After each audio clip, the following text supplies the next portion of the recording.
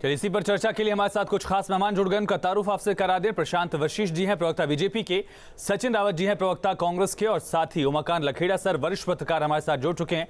आप सभी का बहुत स्वागत है। उमाकांत सर, सबसे पहला सवाल आपसे ही। प्रधानमंत्री नरेंद्र मोदी ने सहारनपुर में रैली की, कानून व्यवस्था का मुद्दा उठाने की कोशिश की और साथ ही बदलापुर, या यूं कहा जाए कि ये कहा कि कुछ लोग बदला लेने की कोशिश में हैं क्योंकि आप लोग बीजेपी से मोहब्बत करते हैं, इस तरह का उन्होंने जिक्र किया। इसके मायने क्या, और खास करके पहली चरण के चुनाव में क्या कानून व्यवस्था सबसे बड़ा मुद्दा निकलकर सामने आ रहा है?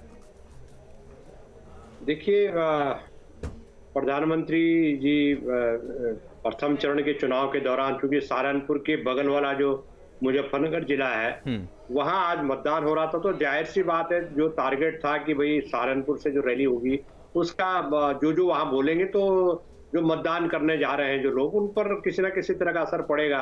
और बगल में उत्तराखंड है जहां 14 तारीख को मतदान होगा। ये जो बाकी जो सहारनपुर है, बिजनौर है और बाकी जो बरेली तक, बरेली रामपुर, ये जो इलाके, ये 14 तारीख को वोट पड़ेगा। तो प्रधानमंत्री, जाहिर सी बात है कि प्रधानमंत्री ये अपेक्षा कर रहे, ये बात कर रहे थे प्रधानमंत्री जी कि कैसे भारतीय जनता पार्टी ने बेहतर कानून व्यवस्था को बेहतर किया है। लेकिन सवाल ये कि कानून व्यवस्था के अलावा जो मुद्दे हैं, जैसे किसानों के मुद्दे हैं, ये कहीं ना कहीं भारतीय जनता पार्टी को किस्म से चुनौती दे रहे हैं। और प्रधानमंत्री की जो भाषण है, उस भाषण में भी इन मुद्दों का जिक्र है कि हम किसानों के हितैषी हैं, हम गरीबों के हितैषी हैं। और कानून व्यवस्था, जाहिर सी बात है कि बीजेपी एक के पास एक जरूर ये कानून व्यवस्था का मुद्दा है कि जो पहले की तरह जो बदमाशियां होती थी या जो समाज विरोधी तत्व थे, उनका पैमाना काफी घटा है इस बात में। तो ये जाहिर सी बात है कि ये उनके पास ये कहने को था। लेकिन जो बाकी जो मुद्दे हैं, जैसे बेरोजगारी के मुद्दे हैं, किसानों के मुद्दे हैं, महंगाई के सवाल है, ये सारे सवालों पर प्रधानमंत्री जी से लोग सुनना चाहते थे कि वो चीजों के दाम कम हो जाएंगे, डीजल पेट्रोल के दाम कम हो जाएंगे, नहीं होंगे।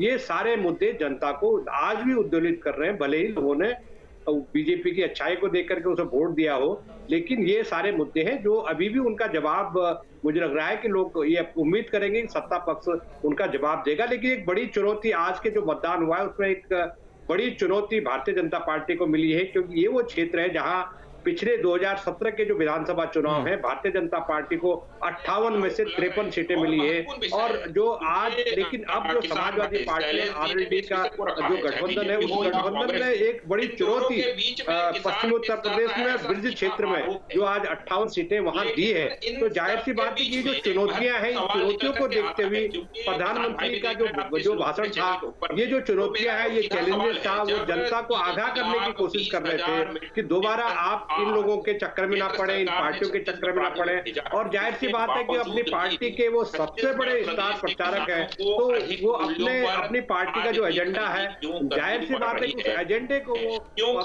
मतदाताओं ले जाने की कोशिश की उन्होंने, बड़े जोर शोर से उन्होंने। और उसके बाद उत्तराखंड गए, चलिए ठीक है, जी वहां से ठीक है। उमाकांत सर, बिल्कुल एक अहम मुद्दा जिसका जिक्र आप कर रहे हैं कि बाकी मुद्दों का जिक्र कितना लाजमी सा है।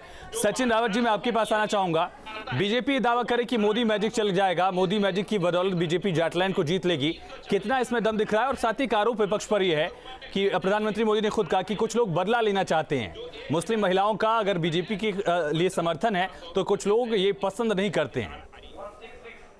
देखिए आयुष जी, जहां तक मुस्लिम महिलाओं की बात आपने की है, मैं आपको स्पष्ट तौर पे बताना चाहूंगा कि जिस तरह से लगातार एक विशेष जाति को टारगेट किया गया है भारतीय जनता पार्टी के नेतृत्व के द्वारा, जिस तरह से आज की डेट में लगातार महिलाओं पे उत्पीड़न की घटनाएं सामने आई, आपने कई मामलों में देखा है कि एनसीआरबी के भी आंकड़े आए हैं कि महिला उत्पीड़न की घटनाएं उत्तर प्रदेश में सबसे ज्यादा हुई हैं। हाथरस की घटना हो, उम्भा की घटना हो, जिस तरह से उन्नाव की घटना हो, या लखीमपुर में एक रितु सिंह जो कांग्रेस से आज प्रत्याशी, उनकी साड़ी खींची गई थी। तो मैं आज कह सकता हूं कि लगातार जो महिलाओं के मुद्दे पर सिर्फ और सिर्फ कांग्रेस पार्टी लड़ती हुई नजर आई। जैसे कि आपने फैक्टर दिया है MY का फैक्टर, लेकिन आज की डेट में उत्तर प्रदेश में महिलाओं का और युवाओं का ही फैक्टर है, क्योंकि महिलाओं के सशक्तिकरण की बात कांग्रेस पार्टी कर रही है। युवाओं के लिए भर्ती विधान का जो मैनिफेस्टो लाकर के रोजगार का सृजन करने की बात कांग्रेस पार्टी ने की है। आज की डेट में जो सबसे ज्यादा अहम हुआ कि 11 जो जिलों का मतदान हुआ प्रथम चरण में, इसमें सबसे महत्वपूर्ण बात यह है कि आज की डेट में वोट परसेंटेज बढ़ा है।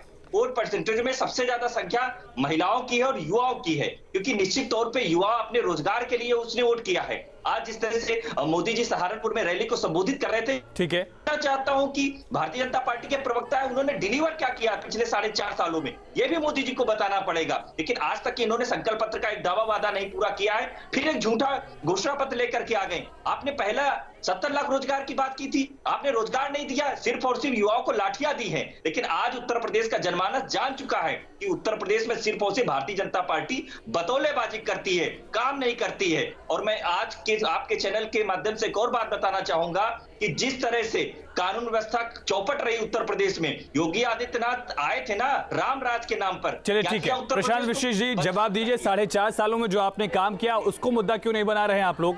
अलग अलग मुद्दे लाने की कोशिश क्यों है? क्या ये किसानों के खिलाफ जो नाराजगी किसानों के जहन में बीजेपी के खिलाफ उस वजह से है?